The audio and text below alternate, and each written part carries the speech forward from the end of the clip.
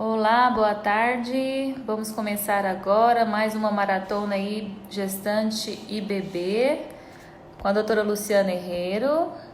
Vai estar a gente falar a respeito do choro do bebê, um tema aí super importante. A doutora está entrando. Olá, tudo bom? Olá, tudo bem com vocês? Tudo jóia. Vamos começar então esse tema aí bacana.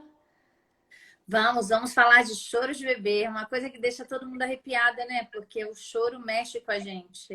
Não adianta, a gente pode ser pediatra, a gente pode ser, basta ser humano para a gente se sensibilizar com o choro. Com E aí, certeza. como é que faz para a gente não perder a cabeça, né, Camila? Para a É gente usar a difícil. racionalidade, né? E tentar descobrir o que está por trás desse choro. E acalmar E as mães também, né? Não é fácil, não. né? Nem a gente, quanto mães, também não era fácil, né? E acalmar a outra também não. Deixa eu Isso só mesmo. tirar o som aqui do meu celular para não ter problema. E vamos lá, vamos começar. A primeira coisa que eu queria dizer, que eu acho que é muito legal a gente é, eu avisar, né? A gente falar, eu tô seguindo muito o que eu escrevi no meu livro Diário de Bordo do Bebê. Quem quiser saber mais, tá aqui, ó, o Diário de Bordo do Bebê. E é esse livro, a gente tem um capítulo sobre sono e tem um capítulo sobre choro. E eu estava dando até Excelente. uma relida. Oi? Excelente. Eu li. Muito bom. Ah, que bom que você gostou desse livro. E aí eu estava relendo, porque é sempre bom a gente dar uma relidinha, né? Eu estava relendo a parte do choro do bebê. E aí eu começo esse capítulo sobre o choro do bebê no livro falando da descrição do choro, né? Como é que o bebê é quando ele está chorando? É importante a gente olhar meio que de fora.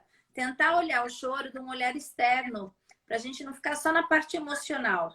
Hoje eu vou fazer um convite a vocês que a gente não fique só na compaixão. É claro que a gente tem compaixão, mas eu preciso que vocês usem um pouco mais, um passo atrás, para a gente analisar o que está por trás do choro, o que é o choro, e quais são os motivos e até como acalmar, né? Então, a primeira coisa que eu gosto de dizer é que quando o bebê chora, seja o seu bebê ou o bebê de qualquer pessoa, o que a gente sente? O que você sente, Camila, quando de repente tem alguém lá do seu ladinho e um bebezinho começa a chorar? Você é pediatra, né? Isso é ruim, mas assim, esquece que você é pediatra. Vamos lá, um bebê começa a chorar. O que você sente? Acho que a primeira coisa a gente fica com aquela agonia, né? De tentar fazer alguma coisa para resolver naquele momento. Eu acho que inicialmente você não consegue raciocinar o que está acontecendo. Você quer tentar resolver de alguma forma. É, De imediato, né? Para depois a gente tentar compreender as razões. é, isso mesmo. Isso que você falou de tentar resolver é uma coisa, é pura verdade. Porque quando um bebê chora, ele dispara dentro do nosso cérebro com o tom do choro, é como se fosse um impulso reflexo de fazer alguma coisa. O choro, ele mobiliza o ser humano para ação. Ele pede, ele quase que realmente ele chacoalha dentro do ser humano e fala, vai fazer alguma coisa porque eu preciso sobreviver. E esse poder do choro, a gente não tem que ter raiva do choro, a gente tem que ter graças a Deus. Porque se eu tô aqui hoje falando com vocês, se a Camila tá aí, e se existe ser humano sobre a Terra, é porque houve choro. O choro ele é um superpoder que garantiu a sobrevivência da espécie humana desde a época da caverna. Se não fosse o choro, não ia ter espécie humana. Eu costumo falar, brincar um pouquinho, falando assim: você imagina, Camila, você tá lá, você, eu, né, todo mundo na época das cavernas, em volta de uma fogueira, fazendo um festival, uma bagunça, comendo umas carnes assim, outros namorando, outros brigando, o furdunço. E aí o bebezinho. Se o bebezinho não tivesse um choro, um som muito forte para incomodar o adulto, o que ia acontecer? Ele ia ficar jogado num canto, ia ser comido por leão, ia ser comido por qualquer predador. Então, se a gente está vivo hoje e se a gente, graças a Deus, tem espécie humana aqui na Terra, muito é por causa desse poder da sobrevivência do choro. E isso não é só na época da caverna, não. Até hoje, um bebezinho chora, é o jeito dele se comunicar. É o jeito dele falar o que ele precisa e qual é a sua necessidade. O que a gente tem que desmistificar é a birra, associar que do choro de recém-nascido é birra. Isso não é verdade. Choro de recém-nascido não é birra. E isso a gente vai conversar aqui hoje na nossa live aqui. Se a internet deixar, né? Porque parece que tá bem travando. Se vocês não ouvirem, vocês me falam que eu repito, tá bom? Meninas, escrevam aí, por favor, no chat, quem não conseguiu vir. E um beijo para todo mundo que está aí nos acompanhando. E, inclusive, se alguém quiser digitar alguma pergunta, não sei se eles conseguem, né, Camila? Mas eles podem, né? A gente vai repassando aqui. Tá bom. Aparentemente tá bom a conexão. Tá travando, o som tá fluindo bem. Ah, que bom. Eu fico feliz. Outra coisa que é importante a gente entender, a gente falou um pouquinho disso na live da estrogestação, é que existem tipos de mamíferos diferentes, né? Eu vou dar um primeiro mamífero que eu vou citar, por exemplo, é o gato. O gato, quando nasce o bebê gatinho é muito indefeso, nem enxerga direito. A mãe gata dá mamar e ela sai, ela nem fica muito com o gatinho. O leite dela é muito calórico, é hipercalórico. É o sonho das mulheres hoje, os humanas, mas isso é só pro gato, que tem que sair, caçar um passarinho, voltar para trazer o alimento para o seu bebê, enfim, para ela come e dá de mamar para o bebê. A mulher gata, o bebezinho do gato é assim. Diferente do bebê do cavalo, por exemplo, onde esse bebê já nasce com várias habilidades, já consegue andar muito mais rápido, já consegue acompanhar a mãe. E ele mama por isso praticamente o dia inteiro, dia e noite. E o bebê humano? É outro tipo. O bebê humano, na verdade, como a gente já falou, ele nasce quase tão imaturo quanto o gato, só que o nosso leite não é tão hipercalórico como a da gata, né? O nosso leite tem que ser oferecido em livre demanda, de dia e de noite. E aí que as mulheres, quando não oferecem, não têm esse contato pele a pele com o bebê de dia e de noite, não vivem uma estrogestação que a gente falou, com uma entrega para esse bebê, aí sim os choros aumentam cada vez mais. Então, essa relação entre presença da afetiva e do peito constante na estrogestação tem muito correlação com o choro. Tanto é que existem tribos, tá? Povos da África, alguns lugares isolados, onde não existe no vocabulário deles, nem falado, nem escrito a palavra cólica. Mas como que eles conseguiram isso? Como que não existe essa palavra? É porque nessas tribos, nessas pessoas dessa região, eles permitem e eles aceitam, é culturalmente aceito e apoiado que o bebê fique com aquele pano amarrado e o bebê fica em contato pele a pele com a mãe durante pelo menos 3 meses. Então, assim, e se não é com a mãe, tem outras mulheres que se dividem entre si. Olha que bênção a gente poder dividir a pele, né? Porque a mulher fica muito cansada quando está sozinha para cuidar do bebê.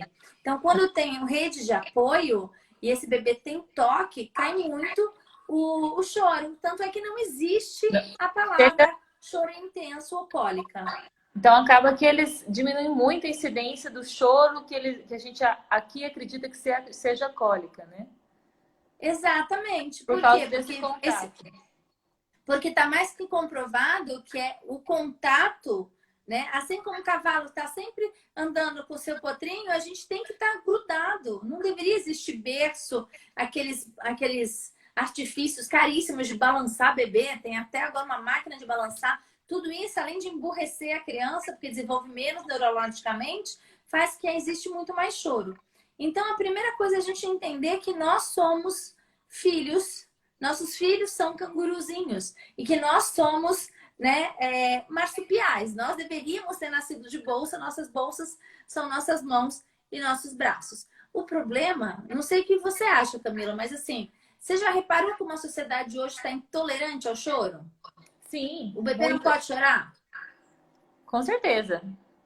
E chega a família inteira, né? Todo mundo, o menino deu um chorinho, xuxa o chupetinho, o biquinho na boca do neném, como se fosse algo assim que vai destruir a casa inteira. Não tem um mínimo de tolerância.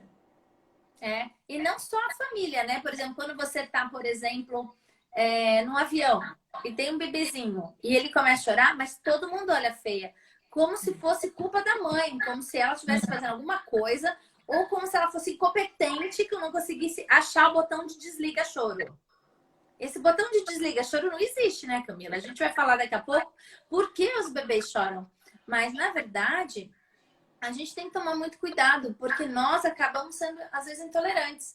A gente esquece que gato mia, cachorro late, vaca faz bu e bebê chora. É a natureza. E se não fosse assim, a gente estava frito, né? Então, é importante... Essa live vai estar sendo gravada, né, Camila? Sim, vai ser gravada. Depois, no Então final de tá. todas as lives, a gente vai disponibilizar tudo no portal AME, no site da AME. Muito Tá bem. bom? E aí é muito importante a gente entender que a gente tem que ter tolerância e olhar para o choro do nosso filho não com raiva e não como achando que ele está nos manipulando. Tem muitas mães e às vezes avós, igual você está falando, já começam a taxar, rotular um bebê recém-nascido. Ah, ele é birrento. Ah, ele é manhoso. Ah, você acostumou errado. Não, isso está totalmente errado. Na verdade, o bebê chora por uma necessidade. E agora que eu quero que a gente pense junto. Por que o bebê chora, Camila? Vou fazer pergunta para Camila hoje. Ó, São diversas as necessidades, né? E a gente tem que lembrar que hoje aquilo que a gente mais percebe é que as mães sempre pensam em duas possibilidades apenas. Ou é fome ou é cólica. Fome e cólica. O neném tá chorando e eles não conseguem pensar nas outras possibilidades que também podem estar presentes. E aí, como que é a gente verdade. faz para poder abrir esse leque? Pensar nas outras possibilidades. Então, na verdade, a gente primeiro tem que entender o que é normal, o que é fisiológico. Nossa, da medicina, a gente gosta muito da palavra fisiologia. Fisiologia é tudo que tem um funcionamento normal, né? Na puericultura, no cuidado com o bebê recém-nascido, a gente gosta muito de entender o que é normal, porque hoje em dia parece que as pessoas desaprenderam como funciona um bebê. Elas perderam, não sabem mais como funciona o bebê. Ela acha que o bebê tem que mamar e tem que dormir 3 horas, e depois tem que mamar de novo, e dormir 3 horas, e aí tem que ficar bonitinho, já tem que rir, né? Tem que fazer cocô todo dia. Mentira, bebê que mama no peito vai ficar até 7 dias sem fazer cocô, né, Camila? E pode fazer 10 cocô por dia também. Então, assim, a gente tem que tomar cuidado com as nossas expectativas hoje em dia na sociedade moderna tá muito torcidas. Então, a primeira coisa que a gente tem que entender é que chorar é fisiológico, é normal. E é um meio do bebê se comunicar 3 coisas. E eu vou abranger nessas 3 coisas muita coisa, tá? O bebê chora por quê? Primeiro, ele está tendo uma necessidade não atendida. Uma necessidade. Ele não tem cérebro quase. Lembra que o cérebro do bebê é menor que o cérebro do primata, se a gente for comparar. Ele ainda não consegue manipular. Ele reage. O bebê recém-nascido até 6 meses, ele é reativo às necessidades dele. Então, de repente, eu tô com uma necessidade de comer, então eu choro. De repente, eu tô com uma necessidade de sede, então eu choro porque eu quero ir com o peito mamar. De repente, eu tô com uma necessidade que eu tô com frio, né? Então, enfim, são várias necessidades que o bebê tem. A outra coisa que o bebê chora são os desconfortos. Então, tem alguma coisa incomodando ele, fisicamente ou emocionalmente. E a gente esquece do desconforto emocional. O bebê tem desconforto emocional, tá? Vou começar por esses, porque todo mundo acha que o bebê é um robô biológico. Cagou, comeu, dormiu. Não. O bebê tem saudade do útero, o bebê tem saudade da pele, o bebê precisa daquele contato pele a pele. Quem não viu a nossa conversa sobre essa gestação, aí a dica, vai lá no portal da AME e vocês assistam, porque é a base para nossa conversa hoje, né, Camila? Sem Sim. aquela conversa, fica difícil entender o que eu tô falando hoje, né? E não dá para repetir.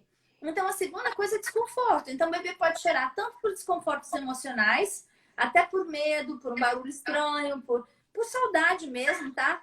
Como também o bebê pode chorar por desconfortos físicos. Por exemplo, calor, que eu já falei, frio. vontade de soltar pum, não consegue soltar pum, não sabe nem abrir o esfíncter direito. Um dos maiores desafios, às vezes, do bebê, que fica aquela estremedeira, né? A gente nem às vezes precisa dar remédio de gases. A gente faz uma massagenzinha no ânus, a gente fazer delicadamente uma massagem. É que nem o povo que usa supositório. Na hora de nem enfiou o supositório, já curou. O menino já conseguiu fazer cor. Eles têm o esfíncter não muito tenso. Então, assim, o bebê está aprendendo a lidar com o seu corpo. E isso me traz o terceiro motivo que os bebês choram, né? Primeiro, são 3 pilares. Primeiro pilar, necessidade. Segundo pilar, desconforto. E o terceiro pilar se chama estranhamento. O que é estranhamento? O bebê, de novo, né? Gestação extraútero. Ele está estranhando tudo que está aqui fora. Então, a gravidade é motivo de chorar. O som, o perfume, às vezes, que a gente usa e nem percebe. O amaciante, às vezes, tem aquele cheiro. Então, tudo que é diferente do útero, no período de gestação extraútero, causa estranhamento. Então, é muito importante a gente pensar, quando for falar em choro, nessas 3 coisas, hein? Necessidades, desconforto e estranhamento.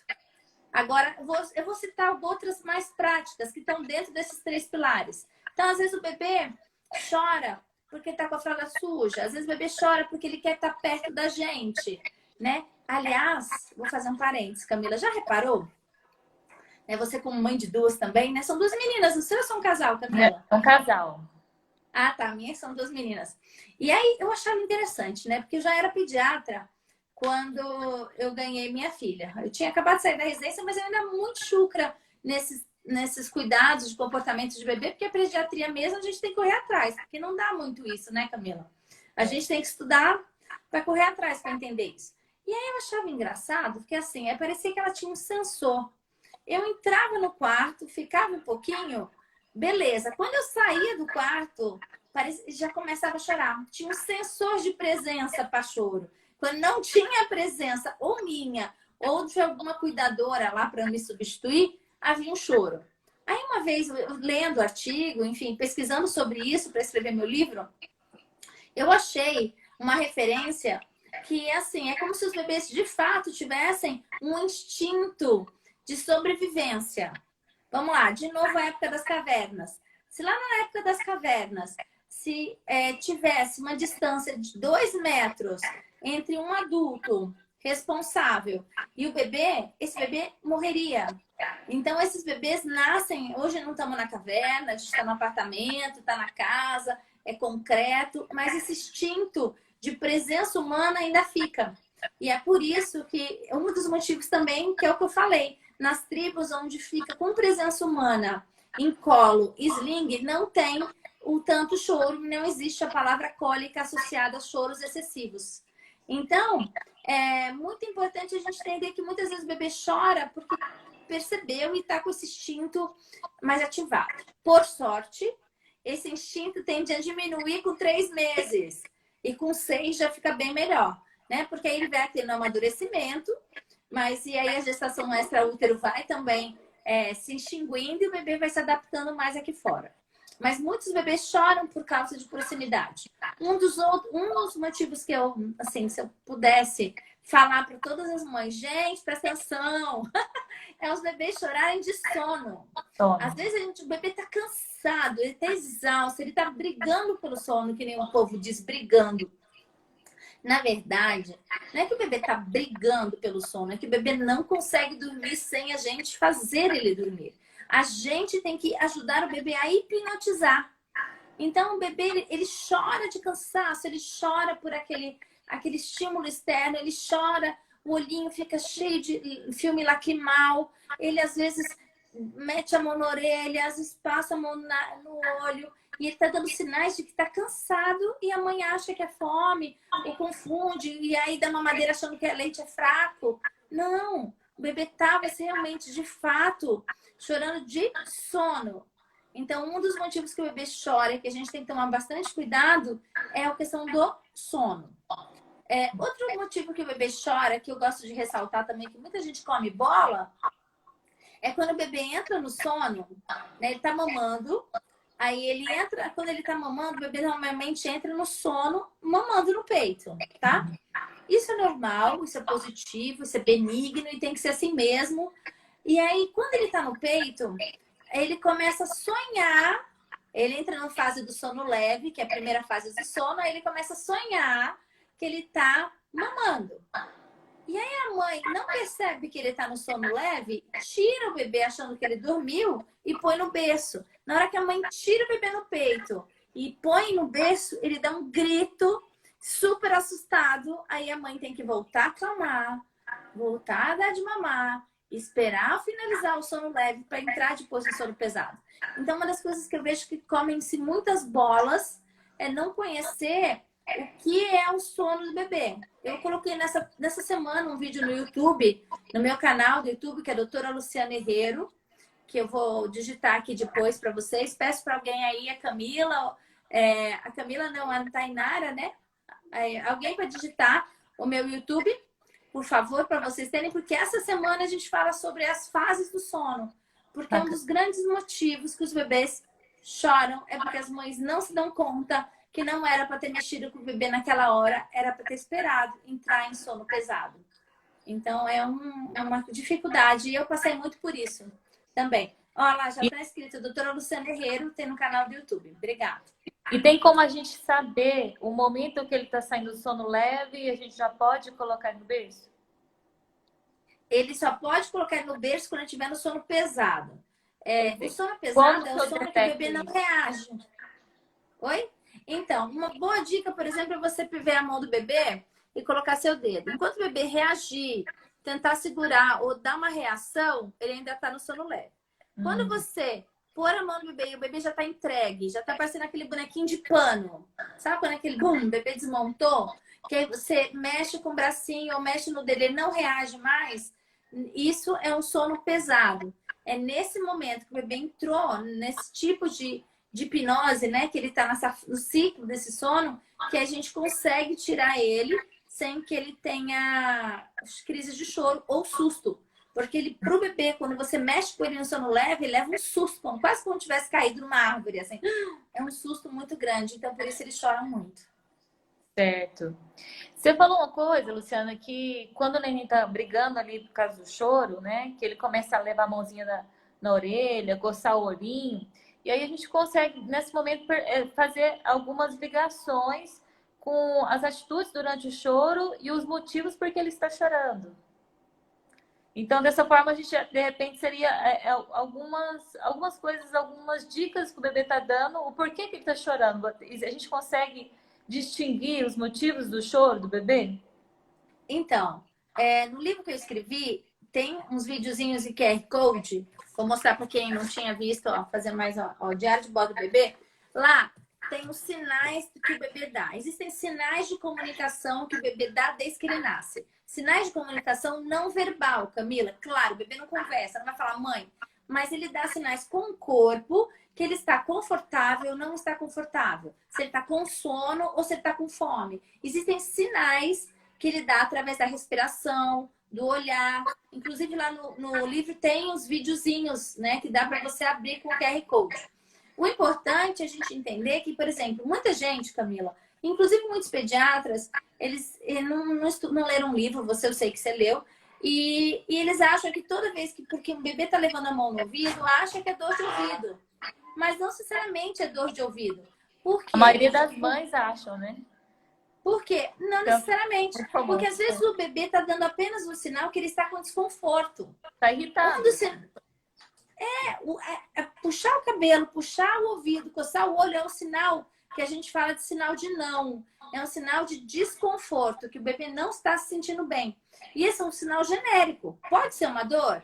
Pode ser realmente uma dor de ouvido? Pode. Mas grande maioria das vezes é uma coisa fisiológica. Pode ser um sono, pode ser uma irritabilidade pelo lugar, pode ser um sinal de burnout, que o estímulo está muito alto.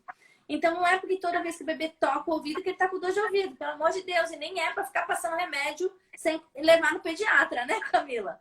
Mas isso é muito comum que a gente escuta, viu? É o dia a dia, essa questão do ouvidinho aí, que elas relacionam muito com dor de ouvido, a gente sabe que a maioria das vezes não é. Pois é, a maioria das vezes é porque está irritado por alguma coisa que a gente não está conseguindo ver e tá dando. Outra coisa que eu acho legal que eu queria passar para vocês tá?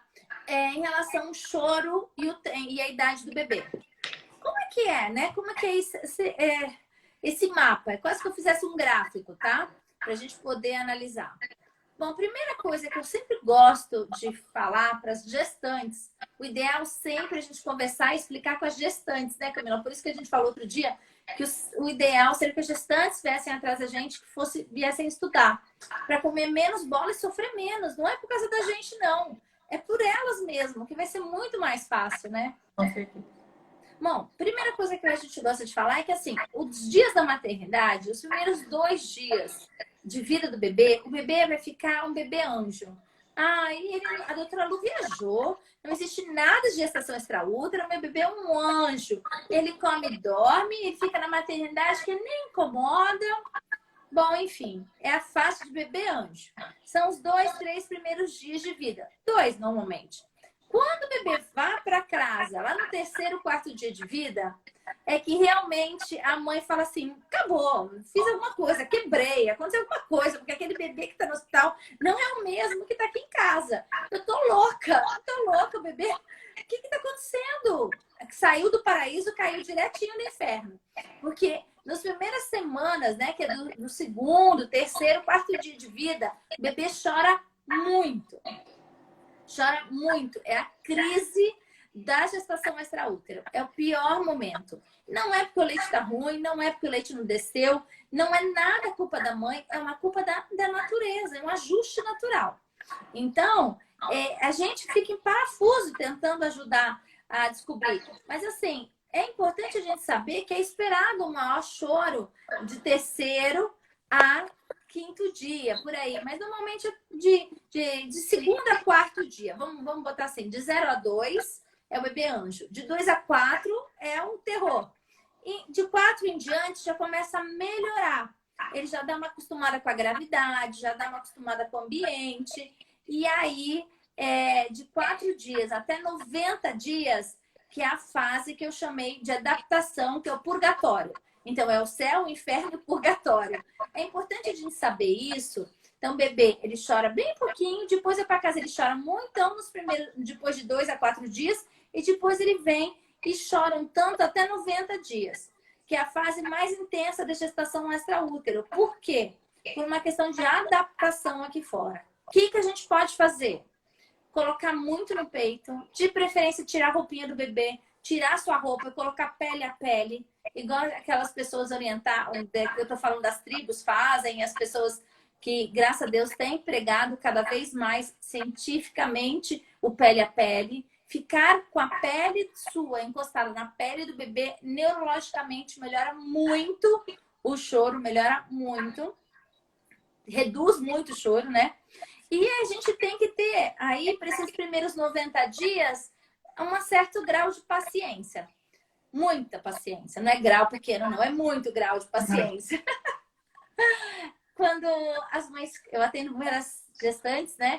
Tantas vezes no canal do YouTube que mandam, tanto quanto na Linhare, que agora a gente tem cursos online, cursos presenciais.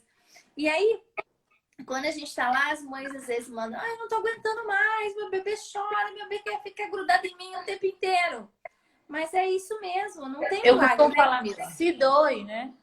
Começa a se doe e deixa isso acontecer. Às vezes assim, você está sentindo um desconforto de estar com ele o tempo inteiro porque você acha que isso é errado. A partir do momento que você compreende essa situação e percebe que é o melhor para o bebê e isso é natural, é algo instintivo, eu acho que aí nesse momento, você compreendendo, você se permite e para de sofrer. Agora, isso é minha campanha diária, Luciana. Botar isso na cabeça delas que é difícil. Mas devagarzinho a gente vai, né, Camila? O importante também é que a gente não fale só para ela. Espero que você bote dentro da sua sala o marido ou a parceira e, ó, na cabeça deles. Porque é muito importante trabalhar em equipe nesse momento de purgatório, que eu chamei de os primeiros 90 dias do bebê. É muito importante a gente ter trabalho em equipe, porque senão a mulher fica muito exausta. A mulher que está com o bebê nos primeiros 3 meses de vida, ela não vai dar conta de cozinhar, lavar, arrumar casa, sem perder de qualidade do vínculo. Alguma coisa vai ficar faltando. Então, se a gente não ajuda essa mulher, ela não é Mulher Maravilha. Senão a gente entra em depressão, sim. Porque excesso de cobrança nossa ou externa leva a gente para depressão. Então, muito importante a gente entender que a gente tem que os primeiros 90 dias são mais desafiadores, mas depois não vai ficar assim o resto da vida. Tem mãe, às vezes, que fala assim para mim, tenho certeza que fala para você também, Camila, vê se fala. Elas falam assim, será que vai ser sempre assim? Nunca mais eu vou comer, nunca mais eu vou fazer cocô, nunca mais eu vou dormir. Fala, e eu lembro da minha fase, em que eu, assim, principalmente da minha primeira filha, eu achava que não ia acabar nunca. Eu achava que os primeiros 3 meses, assim, logo no começo, eu falei, gente, quando que vai passar? A impressão que a gente tem quando a gente está passando por essa fase é que o dia não acaba. É muito difícil. Aí eu falo para elas pegarem um calendário e ir riscando, assim, ó, tipo preso para saída. Vai riscando. Ai, menos um, vence um, Você vence vê um. que tá passando, você vai conseguir. Tá passando e tá vencendo, né? Outra coisa que é importante a gente falar de choro, voltando um pouquinho ao assunto, é que a quantidade de choro tem a ver também com a maturidade neurológica do bebê. A gente já falou isso aqui na live da gestação extraútero, mas acho que vale a pena a gente voltar um pouquinho. Quando os bebês nascem antes da hora, seja por um parto prematuro, por algum problema mesmo, ou seja por uma cesariana agendada, e o bebê não nasceu na hora onde ele deu sinal que estava pronto para nascer, ele foi retirado do útero. Eu já falei que o cérebro, uma das últimas coisas mais sutis, esses ajustes comportamentais, são as últimas coisas que são lapidadas dentro do útero. Então, se de repente esse bebê nasce antes, principalmente uma cesárea agendada, não uma cesárea em trabalho de parto, que é outra coisa, né? Tô falando a gente marcar a hora quando ele nascer, quem vai perder muito somos nós mesmos. Se esse bebê vai nascer com menos controle e menos autoconsolo, menos capacidade de se autoconsolar. O bebê quase não tem a capacidade de se consolar. Alguns ainda conseguem, por exemplo, quando estão nervosos, chupar a mão. Porque isso é que ele fazia no útero. E sugar a mão é uma forma dele voltar para a casinha dele. Para ele não ficar tão excitado. É como se ele fosse relaxar. Aí o povo vai lá e põe luva. Que fala que não pode chupar a mão. Você está tirando uma oportunidade do bebê se conseguir se autoconsolar e precisar menos de você. Então, luva não é contraindicado. E uma coisa é chupar a mão. Outra coisa é enfiar o dedo. É totalmente diferente. E, aliás, quem chupa o dedo já faz isso desde o útero. Então, grande parte dos bebês que são chupadores de dedo, eles já nasceram em encarnação dessa forma. E a gente tem que aceitar nossos filhos também. Não vou dar chupeta para não correr o risco. Então, assim, cuidado. Chupeta não é bom. A chupeta é usada, tipo assim, cala a boca, moleque. Né? Chorou, enfia a chupeta, cala a boca. Eu não tô olhando nem para ver o que tá por trás daquele choro. Qual é o desconforto? Qual é a necessidade? Qual é o estranhamento? O que que tá tendo? Eu já enfio um cala a boca, moleque, no menino ali, no botão de mute da televisão. A chupeta, devia ser colocada na mãe, para acalmar a mãe. Porque, na verdade, a gente não tem. Toma cuidado. Porque a nossa sociedade, ela endeusa a chupeta e não é verdade. Tá? Tem bebês que chupam o dedo no útero, tem outros que chupam nem menos. Não existe uma regra. Mas o importante é que quando os bebês têm a fase oral, eles vão sugar a mão. E essa mão é uma forma de autoconsolo. Então, a gente deve estimular esse bebê a se autoconsolar. A gente não tem que ficar recriminando. Mas voltando, a gente estava falando que existem alguns bebês que nascem antes do momento que tinha acabado de arrumar lá, de lapidar o seu comportamento e seu desenvolvimento cerebral. Então, seja cesariana agendada ou parto normal induzido, forçado antes da hora, né? Que graças a Deus no Brasil até que não tem tantos. Então, bom, aí o bebê nasceu. Esse bebê é o que eu chamo de bebê alemão. Tadinho, não é que eu tô sendo preconceituosa não, brincadeira, tá? É só dar um exemplo. Tem 3 tipos de bebês que tem comportamento dos 3 tipos, tá? Diante dos sinais. Tem um bebê que fala assim, mamãe, é quando puder. É um bebê que é uma alminha de luz, sabe, Camila? Ele É o dá um calminho. sinal. É o calminho. Ele dá um sinal não verbal. Aí você não viu o sinal que ele tá te dando, você comeu bola. Ou eu comi bola. Ele te dá um segundo sinal não verbal, que ele tá desconfortável, que ele tá com fome. Dá o terceiro sinal não verbal, com calma. Eu brinco que é o bebê francês, que é aquele bebê mais calminho, né? É quando puder. Esse bebê é de um jeito, é a característica dele. Normalmente ele tem um parto normal, um bebê que algumas coisas favorecem o bebê ser um bebê quando puder, mamãe. É um bebê quando é um parto normal, amamentação na sala de parto, tudo isso favorece, mas tem a personalidade desse bebê. Isso. Existe, a gente pode falar que já tem a personalidade atuando aí? Já tem a personalidade do bebê e tem a influência psíquica da mãe para o bebê. Quando a mãe é extremamente tensa, irritada, nervosa, o ambiente psicosfera e a energia da casa, energia mesmo. Tá faltando oração, tá faltando fé, tá faltando respirar. Aí tudo isso impacta e deixa o bebê mais para os outros modelos que eu vou falar. Então, o primeiro modelo é o bebê tranquilo, que eu brinquei, que eu falei que o bebê francês é o quando puder, mamãe. O segundo bebê é para já. É o é para já. O é para já é o seguinte, ele te dá um ou no máximo 1,5 sinal de comunicação. Você não viu, ele já parte para vocalização. O que é vocalização? O choro. Então, o bebê dá sinais de comunicação antes de chorar, Camila. Nenhum bebê não dá sinal antes de chorar. O chorar é o último jeito dele falar com a gente. Se o bebê está chorando, é porque a gente não atendeu os sinais que ele deu antes.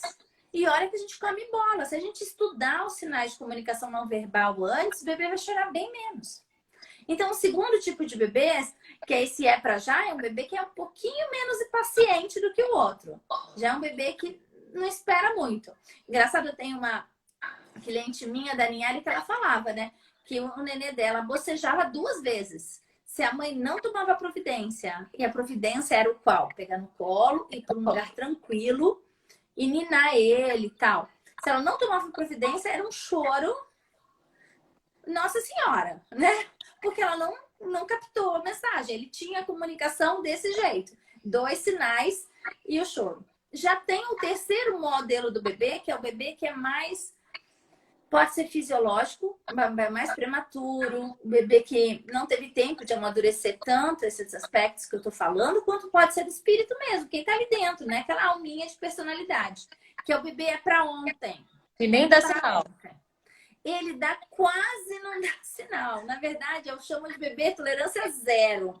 Ele não espera nem 2 minutos entre o sinal que ele deu e a necessidade e o choro. Entendeu? Ele não chora, ele grita. E ele chora gritando. Eu falo isso porque a minha menina, minha primeira filha, ela saiu da barriga, eu falo que ela gritou antes de sair. Ela saiu gritando e ficou os 3 primeiros dias gritando. Ela só parava de gritar se ela estivesse no meu colo. Então, é um bebê que precisa... Eu acredito que é personalidade, porque até hoje ela tem uma tendência a ser bem assim, explosiva. Ela é muito boazinha, mas ela explode, ela é explosiva. Ela não sabe chorar, ela sabe gritar mesmo, sabe? Então, por isso que eu perguntei para você, será que tem personalidade? A gente pode falar, porque como eu também trabalho com sala de parto, eu vejo o momento do nascimento e eu acabo relacionando as atitudes no momento do nascimento do bebê com a forma que ele acaba agindo ali nos primeiros dias de vida. As mães geralmente falam, é bonzinho, ele geralmente chora, o choro é mais fraquinho, ele é mais tranquilo, e a gente percebe com o nascimento mais tranquilo. Então, às vezes tem muita relação. Se ele não tiver recebido medicamentos na sala de parto, se a sala de parto for uma sala humanizada, onde não tenha luz na cara dele, onde não esteja... Tem várias coisas. A sala de parto não é um ambiente que a gente pode determinar, porque é um ambiente onde tem muita interferência externa e é um ambiente muito agressivo. Agora, se fosse um parto domiciliar, a gente poderia mais tá vendo como ele se comportaria. Por quê? Porque naquele momento não tem tantas intervenções. Mas é importante a gente ver, né, por que eu quis falar do bebê francês, do bebê italiano, que é o é pra já, ou o alemão é pra ontem, né? Eu brinquei, né? Claro que existem alemães super tranquilos e franceses super nervosos. Mas por quê? Porque a gente tem que parar de rotular as crianças e ficar punindo elas, achando que é de sacanagem, que é manha.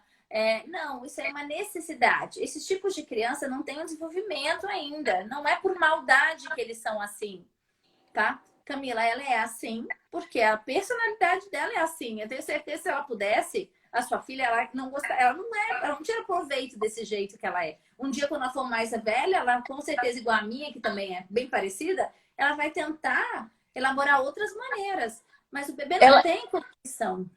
e ela já compreende o jeito dela e ela tenta se controlar. Que eu já ensinei isso para ela, falo, olha, minha filha, você tem que se controlar, a sua tendência é essa. E assim, é interessante a gente compreender a personalidade do seu filho para poder mostrar para ele as formas de poder se moldar naqueles momentos que ele que acaba botando aquele traço de personalidade que não é favorável. E isso acontece, na verdade, o que você falou, é a missão da mãe e do pai. É o quê? É ser bons jardineiros. Nós temos que olhar como se nossos filhos, cada um fosse um jardim. A gente tem que olhar e ver quais são as flores, que são os dons que eles vieram nessa vida, e quais são as ervas daninhas, que devem ser arrancadas. Às vezes até com a nossa unha arrancadas. Porque se a gente deixar no jardim da personalidade do nosso filho as ervas daninhas ficarem, elas vão tomar conta e podem até abafar as flores. Então, é nossa responsabilidade, especialmente de 0 a 7 anos, fazer uma educação firme. Doutora Luciana, você acha que tem que ser brava? Eu falei, olha, nos primeiros 6 meses é aleitamento materno em livre demanda, sim, é colo em livre demanda, mas depois de 6 meses a gente tem que começar sim a colocar rotina, regra, horário, saber falar não. Senão a gente vira escravo. Né? O bebê, tem muita gente que bota o bebê como rei da casa, né, Camila? De tanto que a gente não vê isso na pediatria. E um problema imenso, porque o rei da casa é o marido ou a parceira, a rainha tem que ser a mãe e o bebê tem que ser o príncipe ou a princesa e nunca o rei. Olha aí a constelação familiar para depois botar todos os papéis na ordem. Depois que já deu um monte de complicação emocional e um monte. E essa criança, quando a gente não fala não, quando a gente não põe limite. Tem um psicólogo que eu amo o que ele fala. Tem um vídeo dele aí no YouTube. Eles viram déspotas mirim, sim, Catu. E esse psicólogo, ele fala assim, que quando a gente não põe, não fala não põe limites reais na nossa criança, e eu tô falando isso depois de 6 meses, tá? As nossas crianças, elas não exercitam uma parte do cérebro que é relacionada à frustração. A criança tem que aprender a se frustrar. Ela fica aleijada, ele fala assim, aleijada emocionalmente. Então, quando a gente é mãe muito boazinha, que tudo deixa, que tudo dá de presente, que tudo quer. Ai, filhinha, você quer? Ai, eu deixo, eu posso, eu faço. Também a gente vai aleijando a criança emocionalmente. Porque a criança tem que aprender a lidar com o não. Eu estava vendo hoje uma reportagem de uma senhorinha que tem 92 anos. Eu achei uma fofa. Ela ainda trabalha fazendo consultas terapêuticas aí num grupo. E ela falou que antigamente, ela faz sei lá quantos anos faz as consultas terapêuticas, mas ela tem 92, deve fazer pelo menos 60 anos que ela faz essas consultas. E ela falou assim, que antigamente os problemas que chegavam lá nesse grupo terapêutico eram assim, morte de alguém, separação, eram coisas assim de dores profundas, né? Hoje as dores são assim, perdi um emprego, vou morrer, outro dia, ou então eu não tenho o carro que eu quero, vou morrer, ou então os jovens, né? Não tenho a namorada que eu quero, então eu não tenho o dinheiro que eu quero nesse momento. Então, assim, a tolerância à frustração na nossa sociedade está muito baixa. E é por isso que tem tanto suicídio, tem tantas pessoas que se acostumam a ganhar o peixe e não sabem pescar. Então, a gente, como mãe, a gente tem que ser jardineiros e botar o povo para roçar também o terreno, cada um que roça o seu terreno, porque é importante. Claro que quando a gente está falando, voltando para o choro, quando a gente está falando de bebezinho pique-ruxo, esses choros têm que ser acolhidos. A gente não deve colocar o bebê e deixar o bebê chorando. Principalmente nos primeiros 6 meses. Não é para deixar o bebê chorando. Não é para fazer treinamento de sono baseado em choro. Isso faz mal. Se emburrece a criança mesmo, diminui mesmo a circulação cerebral, porque entra em burnout, mas a gente também tem várias complicações. Agora, depois, quando o bebê começa, porque tem uma fase que o bebê começa a testar os limites, né, Camila? É aquele bebê que tá gatinhando, indo pro fogão, você fala, não, ele olha pra você, dá uma risadinha, continua indo pro fogão. Né? Aí é hora da gente ser firme. Aí sim, se ele chorar, a gente vai acolher o choro. Fala assim, eu entendo a sua frustração, meu filho, mas não é não. Entendeu? Aí depois, quando essa criança cresce com 1 a 2 anos, né? A gente entende a frustração. Filho, eu entendo que você tá chateado, eu entendo que você gostaria, mas nesse momento não é não. Você vai, infelizmente, é isso. O que muitas mães fazem, que eu acho um ato de inteligência, quando os bebês estão assim, de 6 meses até 1 ano e ainda funciona, até 1 ano e meio eu acho que funciona, eu acho que a Camila sabe bastante disso, é você fazer uma troca. Ela tá brigando porque quer essa garrafa de vidro, porque quer, porque quer, porque quer. Em vez de você entrar nessa força e puxar para um lado, puxar para o outro, você trazer um outro objeto e falar, olha aqui, tentar distrair o foco e tirar a garrafa. Né? E isso é uma coisa que também evita choro. Mas depois de 6 meses, depois principalmente dessa fase que a gente está falando de 1 ano, a gente não pode virar refém de choro do bebê, tá? Por que eu gosto de falar isso nessa conversa de choro? Porque imagina, Camila, se alguém escuta eu falando que tem que atender todo choro, que nós temos que sempre dar colo o tempo inteiro, que eu estou sendo só mãe nutritiva, né? Eu estou nutrindo, né? Só o papel de mãe. E a gente não entra depois com papel de castração, a gente cria um monstro. Então, até a minha responsabilidade social, falar que depois de certa idade é sim, a gente tem que ser chata, a gente tem que ser castradora. E isso faz parte da saúde mental dos nossos filhos. Camila, você já foi chamada de chata já para seus filhos? Muitas vezes. Ah, eu também. A pior mãe do mundo. E a gente tem que ter autoestima, né? Porque Sim. se a gente não tiver.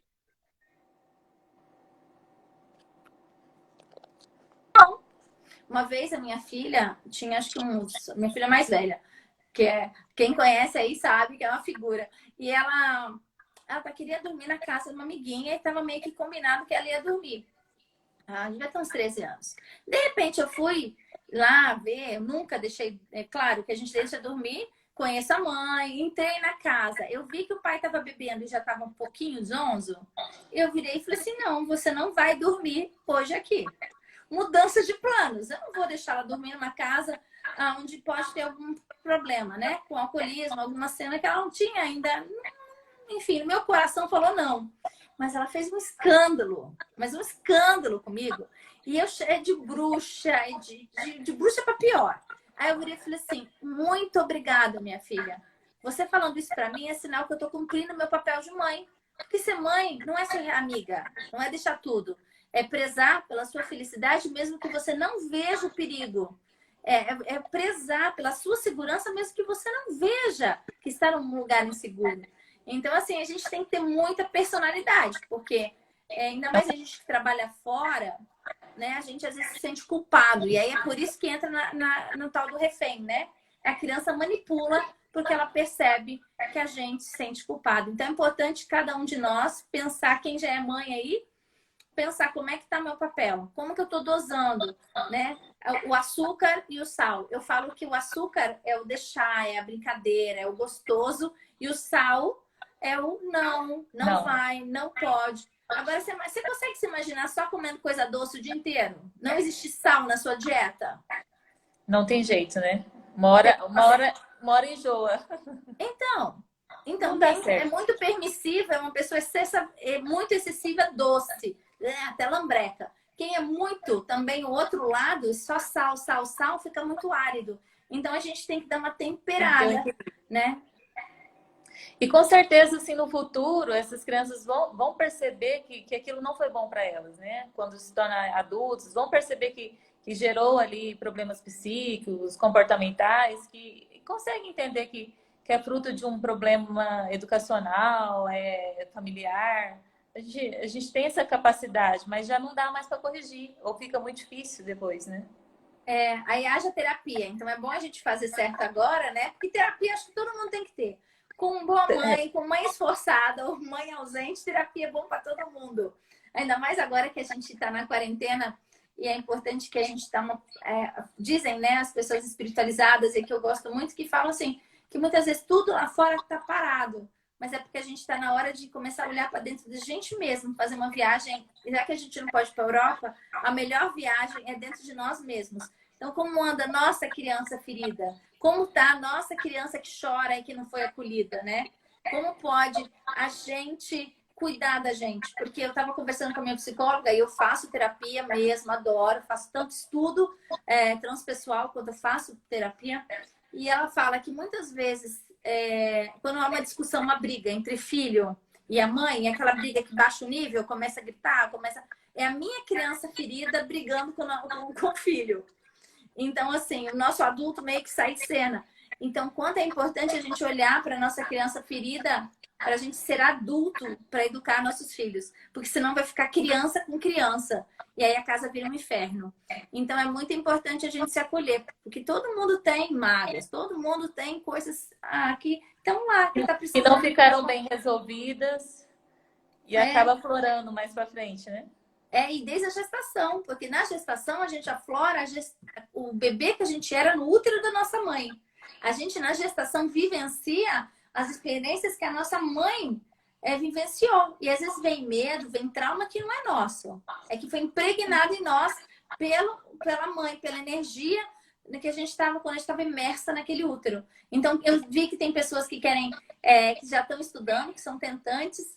Beijo para vocês. E é isso mesmo. Eu estou muito orgulhosa que tem que estar estudando antes de engravidar, porque não existe a gravidez mais preparada é aquela que tem estudo. A melhor parte do enxoval do bebê é o conhecimento. E aí eu vou mostrar o outro livro aqui para vocês, que essa tentante que falou aí com a gente, eu vou mostrar. Que são meus outros dois livros. Pena, gente. Vale muito a pena. Esses livros são maravilhosos. É o Diário de Bordo da Família Grávida, fala desde tentante, adoção e etc. E o Diário de Bordo do Parto, que fala a forma de nascer, como o pai participa. Enfim, são várias coisas. Não é um livro xiita para parto normal, mas ele fala como conseguir um parto. Enfim, são livros aí que a gente fez com carinho. São 3 livros. São esses 2 e esse que eu já mostrei algumas vezes, que é o que a gente fala de bebês.